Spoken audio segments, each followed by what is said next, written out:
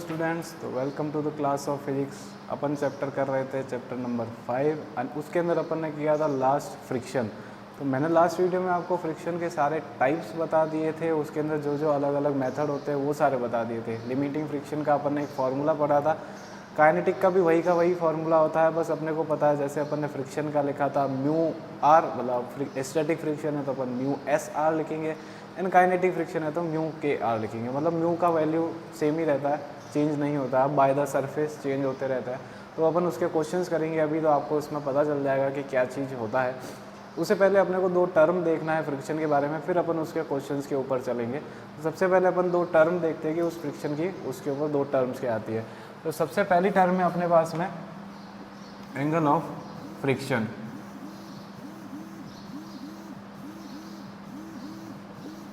तो इसका मतलब क्या हुआ कि अपने को ऐसा नॉर्मली बाय द नेम याद नहीं रखना है कि एंगल ऑफ फ्रिक्शन मतलब फ्रिक्शन के टाइम पे कोई एंगल बन रहा होगा। इसका एक प्रॉपर वे है कि अपन ने जैसे ये पढ़ा है कि अपने पास में एक सरफेस दिया हुआ है, उस सरफेस के ऊपर अपन एक बॉडी रखें, तो अपन ने अगर इधर की साइड में फोर्स लगाया तो फ्रिक्शन अपने को पता है this is the applied force, force applied अपने पास में। तो फ्रिक्शन अपने को पता है this is the intention of motion, तो अपने पास में फ्रिक्शन कहाँ लग जाएगा, इस तरफ लग जाएगा, दैट इज द फ्रिक्शन अपने पास में इधर हो जाएगा। नीचे की साइड में अपने को पता है क्या लगता है mg, एंड ऊपर की साइड में अपने पास में क्या लगता है r। अब जब अपन इस टाइम पे ये फ्रिक्शन और r के बीच में अगर मैं इसका रिजल्टेंट बनाऊँ, दिस इज द रिजल्टेंट, तो रिजल्टेंट और रिएक्शन के बीच में जो एंगल बन रहा है that is the theta. Theta is the angle of friction, इसे बोलते हैं एंगल ऑफ फ्रिक्शन। तो इसका डेफिनेशन क्या हुआ, it is an angle between, किसके बीच का है, सबसे पहला तो देखो रिएक्शन और रिजल्टेंट के बीच में, तो बिटवीन अपन इसको बोल सकते हैं, रिएक्शन को अपन क्या बोलते हैं, नॉर्मल रिएक्शन। एंड अपन ने लास्ट वीडियो में इसको n यूज़ किया तो वी विल यूज़ n, ठीक है। तो angle between normal reaction and resultant. और मोस्टली स्टूडेंट्स को मैंने देखा है कि वो यहीं तक खत्म कर देते हैं, लेकिन रिजल्टेंट किसका, बहुत सारे इसके अंदर कंपोनेंट्स है, तो अपने को रिजल्टेंट किसका, तो अपन बोलेंगे resultant of normal reaction and friction. Friction और नॉर्मल रिएक्शन के बीच का जो रिजल्टेंट निकल रहा है उसके बीच में जो एंगल बन रहा है वो मेरे पास में एंगल कितना है, थीटा, एंड उस एंगल को मैंने क्या बोला है, एंगल ऑफ फ्रिक्शन। तो उसका वैल्यू भी अपने पास में होता है कि अगर मैं इस एंगल से टेन थीटा निकालना चाहूँ, तो अगर मैं इसको पूरा कर दूँ तो थीटा के सामने क्या होता है, perpendicular, this is the friction, तो ये भी मेरे पास में क्या होएगा, फ्रिक्शन, ये मेरे पास में क्या है, नॉर्मल रिएक्शन। तो tan theta is equal to F R upon N, and ये मेरे पास में किसके बराबर होता है, म्यू एन, म्यू के बराबर होता है। अब इस चीज़ को याद करें, फ्रिक्शन इज इक्वल टू अपन ने लिखा था म्यू एन, तो म्यू इज इक्वल टू मेरे पास में क्या हो गया, फ्रिक्शन अपॉन एन। तो ये मेरे पास में एक क्या आ गया, इसका रिजल्ट आ गया कि एंगल ऑफ फ्रिक्शन के तौर पे मेरे पास में ये रिजल्ट आता है। अब दूसरा रिजल्ट, दूसरा मेरे पास में टर्म है एंगल ऑफ रिपोज। ये अपन ने देखा है कि स्मूथ सरफेस मतलब हॉरिजॉन्टल सरफेस के ऊपर है, ये मेरे पास में स्लांटेड सरफेस पे होता है। इधर की साइड में बना हुआ है तो फाई, इधर एक बॉडी को रखा गया है, और the phi is angle of repose. मतलब जो भी रोड या फिर जो भी अपन उसको बोले कि सरफेस ने हॉरिजॉन्टल के साथ में कितना एंगल बनाया, दैट एंगल इज ना एंगल ऑफ रिपोज। तो अपन इस चीज़ को कह सकते हैं, लेकिन इसका भी वैल्यू फाइंड करना होता है। तो अपने को पता है अगर इस टाइम पे लगाएं तो नीचे की साइड में कौन लगेगा, mg। ये सारी टर्म्स बता चुका हूँ, फिर से वापस इस चीज़ को रिपीट कर रहा हूँ। इधर की साइड में अपने पास में कौन लगेगा, नॉर्मल। ये अगर अपन पीछे जाएंगे तो दिस इज़ फाई, तो ये भी मेरे पास में क्या, फाई के साथ में बनने वाला कंपोनेंट क्या हो जाता है, mg cos फाई। तो उसके अपोजिट में बनने वाला मेरे पास में कौन हो जाएगा, mg sin फाई। तो mg sin फाई से वो भाई साहब कहाँ जा रहे हैं, नीचे जा रहे हैं, तो इसके अगेंस्ट में मेरे पास में कौन लग जाएगा, फ्रिक्शन लग जाएगा। तो अपन इसको सॉल्व करें तो अपने को यहाँ से पता चलता है कि friction is equal to mg sin phi, और मेरे पास में n इज इक्वल टू क्या आएगा, mg cos फाई। ये मेरे पास में इक्वेशन नंबर 1, ये मेरे पास में इक्वेशन नंबर 2। अपन 1 को 2 से डिवाइड कर देते तो एफ आर अपॉन एन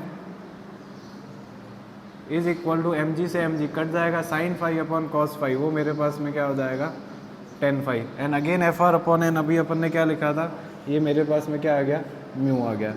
तो इसको अपन नाम दे देते हैं ए, इसको मैंने नाम दे दिया बी। तो फ्रॉम ए एंड बी अपने को ये पता चल रहा है tan theta is equal to tan φ, मतलब angle of friction is equal to angle of repose. तो ये पूरा एक अच्छा खासा डेरिवेशन है, लंबा चौड़ा है। तो एक इसको पहले प्रूव करो, फिर इसको प्रूव करो और फिर उसको प्रूव करो, तो ऐसे करके अपने को क्या है पूरा निकालना पड़ेगा। तो इसके अंदर अपन बोल सकते हैं कि दिस इज, अब इसका डेफिनेशन निकालना तो अपन इसको क्या बोलेंगे, tan φ, मतलब टेंजेंट ऑफ, tan को बोलते हैं टेंजेंट, ठीक है, फाई है अपने पास में tangent of angle of repose is equal to coefficient of friction. ये इसका क्या हो जाएगा, डेफिनेशन हो जाएगा, मतलब इसका स्टेटमेंट हो जाएगा, ये इसका स्टेटमेंट हो जाएगा। फॉर्मूला आपको बनाना पड़ेगा और एट लास्ट अपन बोलेंगे दोनों क्या आए हैं, बराबर आए हैं, दोनों बराबर आए हैं, तो मेरे पास में वो दोनों एंगल्स क्या होंगे, बराबर होते हैं। तो ये एग्जाम में क्या है पूछा जाता है, तो अपने को ये चीज़ क्या करनी है, याद रखनी है। अब इसके बाद में क्या आते हैं, कुछ क्वेश्चंस है, तो अपन पहले क्वेश्चंस देखते हैं, फिर कुछ और टर्म्स है वो भी अपन देखते हैं। तो देखो ये अपने पास में 3 अलग अलग तरीके के क्वेश्चंस हैं, तो अपन एक एक करके सॉल्व करते हैं, तीनों अलग अलग टाइप के हैं, ठीक है।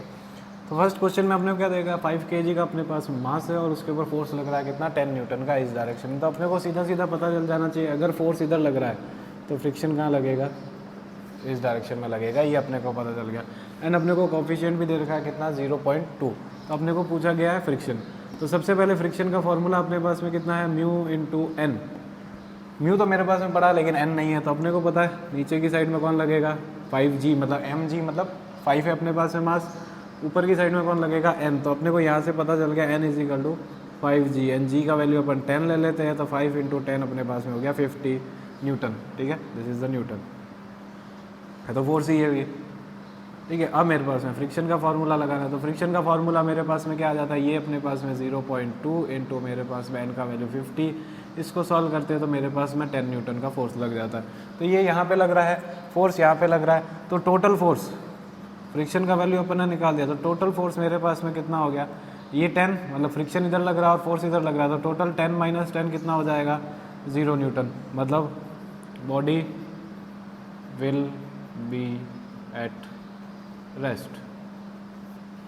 तो ये मेरे पास में क्या हो गया, इतना भी 10 लग रहा है, उधर भी 10 ही लग रहा है, दोनों साइड में कितना हो गया, 10 ही लग रहा है। तो अपन यहाँ पे बॉडी हिल ही नहीं रहा है, दोनों सेम ही फोर्स से आगे पीछे हो रहे हैं, तो अपने पास में बॉडी नहीं हिल रहा है, तो ये स्टेबल ही रहेगा। अब अपन ये वाला देखते हैं, तो अगेन फोर्स अब उधर लग गया, तो अपने को पता है देखो फोर्स भले किधर भी लगे, बॉडी तो भी इसी के साथ में घिसेगा, यूँ नहीं कि बॉडी ऐसे चल रहा हो, बॉडी तो इसी के साथ में चलेगा, तो बॉडी इधर चलेगा, तो this is the intention of motion. तो मेरे पास में फ्रिक्शन किस डायरेक्शन में आ जाएगा, अगेन इस डायरेक्शन में। फोर्स को नीचे लेके आते हैं, तो फोर्स का अगर मैं कंपोनेंट बनाऊँ तो जिसके साथ मैंने थीटा बनाया, तो वो मेरे पास में क्या हो जाएगा, एफ कॉस 60 डिग्री, एंड इसका उल्टा कंपोनेंट यहाँ पे आ जाएगा एफ साइन 60 डिग्री। अब इसके नीचे की साइड में कौन लगेगा, 5g लगेगा, ऊपर की साइड में कौन लगेगा, n लगेगा।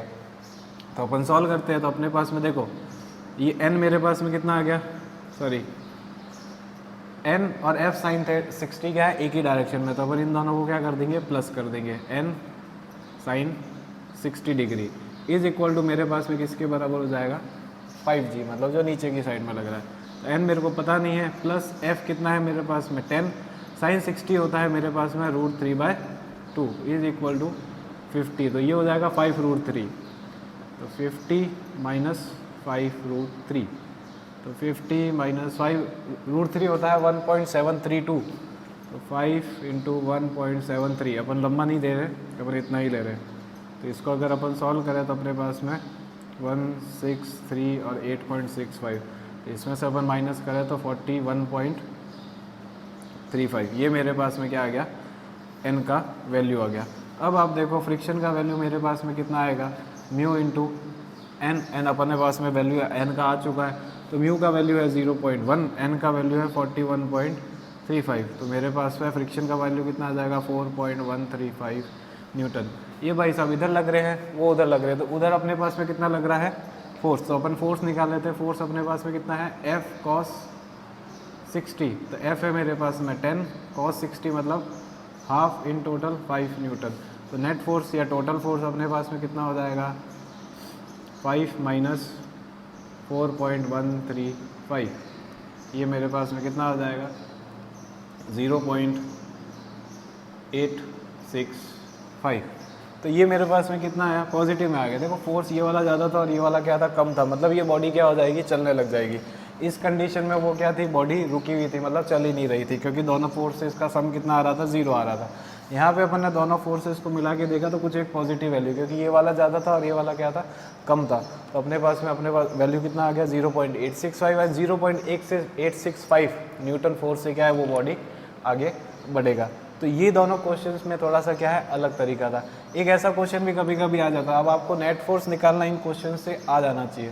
तो एक टाइम पे मान लो ऐसा आ गया कि अपने पास में ऐसा आ गया कि फोर्स आपको दे रखा है, मतलब ये वाला जो भी आपका वैल्यू आएगा, अब इस कंडीशन से आए या इस कंडीशन से आए, मान लो ये वाला फोर्स आपको दे रखा है कितना, 10 न्यूटन का, एंड आपको लगे कि फ्रिक्शन अपने पास में कितना दे रखा है, फ्रिक्शन अपन सॉल्व करेंगे तो अपने पास में आ गया कितना, 12 न्यूटन का। तो आप बोलोगे कि फ्रिक्शन लग रहा है 12 का, फोर्स लग रहा है 10 का, इन दोनों का डिफरेंस कितना, 2, तो फ्रिक्शन 2 लगेगा तो बॉडी कहाँ चल जाएगा, उल्टा चल जाएगा। लेकिन ऐसा कभी होता ही नहीं है। क्यों, देखे अगर अपन समझें उस चीज़ को तो अपने को ये चीज़ पता है कि अगर अपन ने दीवार को धक्का दिया तो दीवार को धक्का देने से दीवार नहीं खिसक रहा, मतलब क्या है कि जितना अपन ने फोर्स लगाया उतना ही फोर्स वो क्या है वापस लगा रही है। बाकायदा उसके पास में ज़्यादा फोर्स है, वो उससे ज़्यादा फोर्स भी लगा सकती है, लेकिन वो उतना फोर्स लगाती नहीं है। मतलब इसका नेट फोर्स तो अपने पास में बाकायदा कितना आएगा, 2 आएगा। लेकिन जब अपन इसका एक्सेलरेशन या कुछ भी निकालने के लिए यूज़ करेंगे तब अपन F इजिकल टू कितना लेंगे, 10, क्योंकि मैंने फर्स्ट इसका टाइप था ऑटो एडजस्टिंग, मैंने फोर्स लगाया है 10 न्यूटन का, फ्रिक्शन उसके पास में टोटल कितना है 12 न्यूटन का, लेकिन मैं 12 न्यूटन का नहीं लगा के कौन सा लगाएंगे, 10 का ही लगाएंगे। जितना दिया है उतना ही ऑटो एडजस्ट करके वो, क्यों, क्योंकि बॉडी को हिलाना ही नहीं है। 10 न्यूटन के फोर्स से और 12 न्यूटन के फ्रिक्शन से बॉडी तो हिलना ही नहीं है, उल्टी डायरेक्शन में जाना चाहिए बाय द लॉजिक, लेकिन ऐसा नहीं होता। वो 12 न्यूटन का फोर्स वैसा का वैसा ही रहता है, ये इसका अपोजिट फोर्स मतलब 10 न्यूटन का लगा के बॉडी वहीं पे रेस्ट में रहेगा, नहीं हिलेगा। तो इस चीज़ को ध्यान से रखना। तो एक ये अलग जिसमें बॉडी रेस्ट पे मतलब 0 आ गया, इसमें पॉजिटिव मतलब बॉडी हिल गया, और एक ऐसा केस भी होता है जिसके अंदर बॉडी भी, इसके अंदर भी बॉडी नहीं हिलेगा लेकिन फ्रिक्शन का वैल्यू क्या आ जाता है ज़्यादा, लेकिन अपन यूज़ कौन सा करेंगे, लोअर वाला जो फोर्स अपना रेगुलरली लग रहा है। ठीक है, अब आते हैं इस केस में। तो देखो ये टेबल पे अपन ने पुली से बांध रखा है, पुली वाले क्वेश्चन अपन ने पहले भी किए हैं, थोड़े से और आ जाएंगे। देखो 15 kg और 5 kg तो अपने को पता है, ये भाई साहब कहाँ जाएंगे, नीचे जाएंगे, और ये भाई साहब इधर जाएंगे, सीधा सीधा अपने को पता चल रहा है। तो अपन 15 kg का नीचे क्या बनाएंगे, ये मेरे पास में 15G हो गया, ऊपर मेरे पास में क्या लग जाएगा, टेंशन लग जाएगा। अब इधर की साइड में मेरे पास में टेंशन लगेगा, तो इधर की साइड में मेरे पास में क्या लगेगा, फ्रिक्शन लगेगा।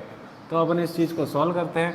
तो अपने पास में देखो यहाँ पे अपने पास में क्या चीज़ आएगा, 2 चीज़ें आ जाती है अपने को सॉल्व करने के तरीके अपने पास में क्या है, बहुत सारे।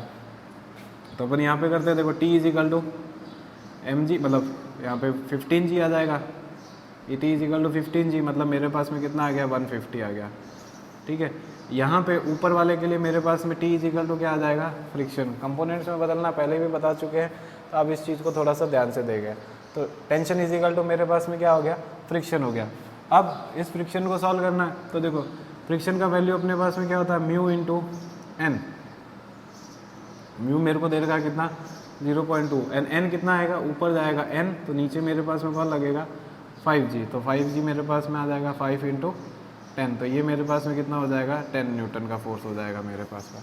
समझ में आ रहा है, इस चीज़ को थोड़ा सा ध्यान से समझना, तो आपको क्या है इस चीज़ का यूज़ समझ में आ जाएगा। तो देखो 150 का ऊपर की साइड में आ रहा है, 10 न्यूटन का बीच में आ रहा है, तो अपने को क्या निकालना पड़ेगा, टोटल फोर्स निकालना पड़ेगा। तो अपन नेट फोर्स निकालेंगे, तो नेट फोर्स मेरे पास में कितना आ जाएगा, 150 नीचे लग रहा है, 10 उल्टा लग रहा है, तो इन टोटल कितना हो गया, 140 न्यूटन का। अब उसकी वजह से वो भाई साहब क्या कर रहे होंगे, एक्सेलेरेशन कर रहे होंगे। तो अपने को पता है force is equal to mass into acceleration. तो फोर्स मेरे को कितना दे रखा है, 140। अब उसने एक्सेलेरेशन किसका पूछा है, तो अपन उसके एक्सेलेरेशन के हिसाब से ही अपन उसका वैल्यू निकालेंगे। मान लो उसका एक्सेलरेशन इसका पूछा है कि वो भाई साहब किससे चलेंगे, तो अपन यहाँ पे m का वैल्यू कितना पुट करेंगे 5 इंटू ए, तो a का वैल्यू यहाँ से मेरे पास में कितना आ जाएगा 28 मीटर पर सेकेंड स्क्वायर। एंड अगर मान लो इसका एक्सेलरेशन पूछा तो f is equal to again M A, F का वैल्यू 140, m का वैल्यू अपन कितना पुट करेंगे 15 और a, तो ये अपन पुट करेंगे तो ये अपने पास में 9.3 ऐसे करके मीटर पर सेकेंड स्क्वायर आ जाएगा। तो इस चीज़ को क्या है समझना बड़ा मुश्किल है, लेकिन अपन को ये चीज़ समझना ही पड़ेगा। क्यों? क्योंकि अपने पास में फ्रिक्शन के ये स्मूथ सरफेस के केसेस है, ऐसे इंक्लाइंड वाले भी आते हैं, तो इंक्लाइंड वाले अपन बाद में करेंगे, लेकिन आपको स्मूथ सरफेस वाले सबसे पहले कंसीडर हो जाने चाहिए। ये वाला रेस्ट का केस, ये वाला मोशन का केस, ये वाला एक्स्ट्रा फ्रिक्शन वाला केस, लेकिन अपने को वो नहीं लेना है, नॉर्मल फोर्स लेना है। और ये मैंने टेबल वाला बताया जिसके अंदर अपने को एक्सेलरेशन लेना है, तो ये चीज़ आपको याद रखनी है। फिर अब इसके बाद में दो छोटे छोटे टॉपिक्स हैं, तो अपन वो टॉपिक करते हैं, फिर उसके बाद में फिर से क्वेश्चंस की तरफ बढ़ेंगे। तो अब अपने को समझना है कि अगर कोई बॉडी को मैं इंक्लाइन प्लेन पे रखूँ तो ऊपर खींचने के लिए या नीचे जाने के लिए कितना फोर्स लगता है। तो दो केस है, तो अपन दोनों को एक एक करके पढ़ते हैं। तो सबसे पहले अपने पास में बॉडी को अपन ने इंक्लाइन प्लेन पे रखा है, ठीक है।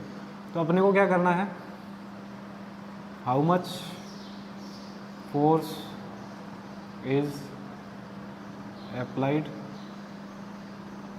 to stop the body to slide। वो नीचे स्लाइड ना करता है, इसलिए अपने को क्या करना है, उसको रोकना है। तो सबसे पहले कंपोनेंट बना देते हैं, दिस इज थीटा, नीचे की साइड में मेरे लग जाएगा एम जी के अगेंस्ट में ये थीटा है, तो ये मेरे पास में क्या हो जाएगा mg cos थीटा।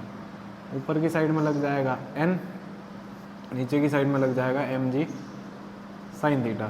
तो आप चीज़ समझो, सबसे पहले अपने को क्या करना है, स्टॉप करना है स्लाइड। स्लाइड किसकी वजह से करेगा, mg साइन थीटा। तो अपने को फोर्स भी कहाँ लगाना पड़ेगा, इधर की साइड में फोर्स लगाएंगे तो अपने क्या हो जाएगा, रुक जाएगा। लेकिन वो भाई साहब जाना कहाँ चाहते हैं, नीचे की साइड में। तो इंटेंशन ऑफ मोशन कहाँ हो गया इसका, नीचे की साइड में हो गया। This is the intention. ये एग्जाम्पल मैं पहले ही बता चुका हूँ कि जिस डायरेक्शन में फोर्स लग रहा है उसी डायरेक्शन में इंटेंशन ऑफ मोशन हो, ऐसा जरूरी नहीं है, उल्टा भी हो सकता है। अपन ने फोर्स भले ही उधर लगाया, लेकिन भाई साहब को जाना तो नीचे है, स्लाइड डाउन करना चाहता है, तो इंटेंशन उसका इधर है, तो उसके अगेंस्ट में मेरे पास में क्या हो जाएगा, फ्रिक्शन हो जाएगा। तो बस इस चीज़ को अपने को समझना है, अपने को क्या करना है, रोकना है। तो ये स्लाइड डाउन कर रहा है, तो दिस इज द ग्रेटर, तो mg साइन थीटा क्या हो गया, ज़्यादा हो जाएगा, और माइनस फ्रिक्शन। तो ये ज़्यादा है, ये कम है। मान लिया ये 100 का है, ये 50 का लग रहा है, तो मेरे को पता चल जाएगा कि मेरे को एक्स्ट्रा फोर्स कितना लगाना है। तो ये 100 माइनस 50 करते ही मेरे पास में कितना आ जाएगा 50। नॉर्मली वो क्या करते हैं लोग, इस फ्रिक्शन को ज़्यादा कर देते हैं। अगर फ्रिक्शन को ज़्यादा ही करना है तो वो स्लाइड डाउन होगा ही कैसे, फ्रिक्शन को क्या होना पड़ेगा, कम होना पड़ेगा, तभी वो क्या कर पाएगा, स्लाइड कर पाएगा। एंड स्लाइड करेगा तो अपन फोर्स लगाएंगे तो वो ऊपर आएगा, अदरवाइजली आने का है ही नहीं। तो ये mg sine theta minus friction जो मेरे को क्या देगा, फोर्स अप्लाइड जो अपन लगा रहे हैं। अब इंक्लाइन प्लेन के हिसाब से अपन फॉर्मूले पुट कर देते हैं। तो this mg sine theta and friction incline plane का तो आप कॉपी खोल के देख लोगे तो आपको इसका मिल जाएगा कि फ्रिक्शन का अपने पास में क्या होता है, mu mg cos theta, mu into N करना है, एन का वैल्यू मेरे पास में क्या है, mg cos theta is equal to मेरे पास में फोर्स अप्लाइड हो जाएगा। अब इसको थोड़ा सा सॉल्व कर सकते हैं, तो mg कॉमन आ जाएगा, sine theta minus mu cos theta, this is the force applied to slide, मतलब स्टॉप स्लाइडिंग। तो वो स्लाइड करने को रोकने के लिए मेरे पास में इतना फोर्स लग रहा है। अब दूसरे केस में अपने को क्या करना है, ऊपर ही खींचना है, स्लाइड डाउन होने से रोकना नहीं है, मतलब इसको सिर्फ अपन ने रोका है, ऊपर नहीं खींचा है, सिर्फ नीचे खिसकने से रोका है। अब अपने को क्या करना है, ऊपर ही खींचना है। तो कंपोनेंट्स यहाँ पे mg, ये theta, this is the mg cos theta again, ये मेरे पास में n इधर की साइड में लग जाएगा, sorry mg sine theta, this is theta. अब मेरे को खींचना कहाँ है, ऊपर ही खींचना है। तो मेरे पास में इंटेंशन, अब ज़बरदस्ती मैं ऊपर खींचना चाहता हूँ, तो दिस इज़ द इंटेंशन। अब मेरा इंटेंशन यहाँ पे चला जाएगा। तो अगर इंटेंशन यहाँ पे चला गया तो फ्रिक्शन मेरे पास में इस डायरेक्शन में आ जाएगा। अब अपने को क्या करना है, ज़बरदस्ती ऊपर खींचना है, तो अपने को पता चल गया दोनों क्या है, सेम ही डायरेक्शन में है। ये क्या है, फोर्स टू पुल अप, अपने को क्या करना है, ऊपर खींचना है। तो ये दोनों सेम डायरेक्शन में, तो अपने को पता है क्या करना है, ऐड करना होता है। F R plus M G sine theta is equal to force applied. अब जिस वेट से या जिस फोर्स से वो भाई साहब नीचे खिसक रहे थे और जितना उसका फ्रिक्शन था उससे तो अपने को ज़्यादा ही लगाना है, क्योंकि फ्रिक्शन जितना लग रहा है उसके हिसाब से तो बॉडी कभी हिलेगा नहीं, अपने को उससे ज़्यादा फोर्स लगाना पड़ेगा और वो ज़्यादा फोर्स अपने पास में एम जी साइन थीटा होएगा। तो बस इसका formula mu M G cos theta plus M G sine theta is equal to F applied. तो ये मेरे पास में M G common, mu cos theta minus sine theta sorry plus में आ जाएगा is equal to force applied. तो these are the formulas. और क्वेश्चन मान लो पूछे जाते हैं कि how much force by the, मतलब अपने को थियोरेटिकल क्वेश्चन है कि how much force is applied to stop the body to slide, या फिर how much force to require to pull up the body. तो दोनों केसेस के हिसाब से आपको फोर्सेस बस ये 3 लाइन ही लिखनी है, कंपोनेंट्स बनाने आपको आ जाने चाहिए, तो आपके पास में फार्मूला क्या है आसानी से बन जाएगा। तो अपन चलते हैं अब इसके बाद में, ये 2 केसेस ही थे, अब उसके बाद में इनके क्वेश्चंस हैं। तो क्वेश्चन क्या, इससे पहले काइनेटिक फ्रिक्शन का है, तो थोड़ा अपन वो भी देख लेते हैं कि काइनेटिक फ्रिक्शन में अपन ने बाय द डेफिनेशन तो अपन ने देख ही रखा है कि अगर कोई बॉडी चल रहा है तो उसके साथ में कौन लगेगा, काइनेटिक फ्रिक्शन लग रहा है, क्योंकि चलने के लिए भी अपने को क्या चाहिए होता है, काइनेटिक फ्रिक्शन। तो फार्मूला तो अभी भी इसका ही, अब इसको एफ के लिखेंगे, यहाँ पे म्यू के आ जाएगा और यहाँ पे एन का एन ही रहेगा। तो फार्मूले में कोई चीज़ नहीं है, मेन चीज़ क्या आता है कि अगर इसका ग्राफ बना है तो ग्राफ में कितना होता है कि लिमिटिंग फ्रिक्शन और काइनेटिक फ्रिक्शन में ग्राफ बताना पड़ता है। तो सबसे पहले जितना अपन फोर्स लगा रहे हैं उतना ही ऑटो एडजस्ट करके अपने को क्या अगेंस्ट में फोर्स देता रहता है, तो वो सेम टू सेम ही चलते हैं। मतलब यहाँ पे बॉडी नहीं हिल रहा है, मतलब जितना जैसे कार को हिलाना है तो मैंने बोला था एग्जांपल के तौर पे उसके पास में 100 न्यूटन का वो अगेंस्ट में फोर्स लगाता है, तो अपन 20 लगा रहे हैं 50 लगा रहे हैं तो वो भी 50 लगाता है। कब तक लगाएगा, सेम टू सेम, जब तक उसका 100 और मेरा भी क्या हो जाए 100। तो ये मेरे पास में क्या आ गया, लिमिटिंग फ्रिक्शन। अब जैसे ही थोड़ा सा एक्स्ट्रा किया, तो थोड़ा सा एक्स्ट्रा किया तो वो गाड़ी क्या हो जाएगा, मूव हो जाएगा। लेकिन कंडीशन अगर हैंड ब्रेक लगा हुआ है तो आगे तो चलेगा नहीं, तो वो क्या होएगा, खिसकेगा। एंड खिसकेगा को अपने को यहाँ पे क्या बोलते हैं, स्लाइड। तो ये लिमिटिंग फ्रिक्शन का मेन केस मतलब हाईएस्ट पॉइंट हो गया। उसके बाद में जस्ट थोड़ा सा फोर्स लगाना और उस फोर्स के हिसाब से ये क्या हो जाता है, चल जाता है। तो ये जो है मैक्सिमम वैल्यू है, this maximum value is known as limiting friction. और ये मेरे पास में क्या चला गया है, स्लाइडिंग फ्रिक्शन का। तो ये इनका क्या होता है, ग्राफ होता है बाय द फोर्सेस। तो स्टार्टिंग में लिमिटिंग फ्रिक्शन एक टाइम के बाद में, अब हालांकि लिमिटिंग फ्रिक्शन से नीचे कैसे हो गया, तो एक बार ही जब गाड़ी घिसकने लग जाता है तो अपना फोर्स भी उस टाइम पे क्या हो जाता है, कम हो जाता है। नहीं होता है तो एक बार करके देखना, तो आपको ये चीज़ पता चल जाएगा। एक छोटा सा ही बॉडी लेना जिसको फोर्स थोड़ा सा ज़्यादा लगाना पड़े, एक बार ही आपने उसको फोर्स लगाने में ज़्यादा आपको टाइम लग जाएगा कि ज़्यादा धक्का देना पड़ जाएगा। लेकिन जैसे ही एक बार वो थोड़ा सा हिलना स्टार्ट कर दिया, फिर आपका फोर्स जो पहले बहुत ज़्यादा लगाया था वो उससे अपने आप क्या हो जाता है, कम हो जाता है, मतलब वो स्लाइड करने लग जाता है। तो स्लाइड करने लग गया तो मतलब क्या है, आसानी से वो चल जाता है। यही चीज़ है, कभी गाड़ी को धक्का देते हैं तब भी ऐसा चीज़ होता है कि स्टार्टिंग में तो गाड़ी को हिलाने में बहुत जोर लग जाता है, लेकिन थोड़ा सा अगर वो हिल गया, हिलने के बाद में अपना फोर्स नॉर्मली क्या हो जाता है, कम हो जाता है। इसीलिए वो फास्ट में दौड़ जाता है, लोग चला के इसको क्या कर देते हैं, गाड़ी को चालू कर लेते हैं। तो ये इसी के ही केसेज है। तो दो ये चीज़ हो गया, वो काइनेटिक फ्रिक्शन हो गया। अब बचे हैं इसके क्वेश्चन, तो अपन उन क्वेश्चंस पे चलते हैं।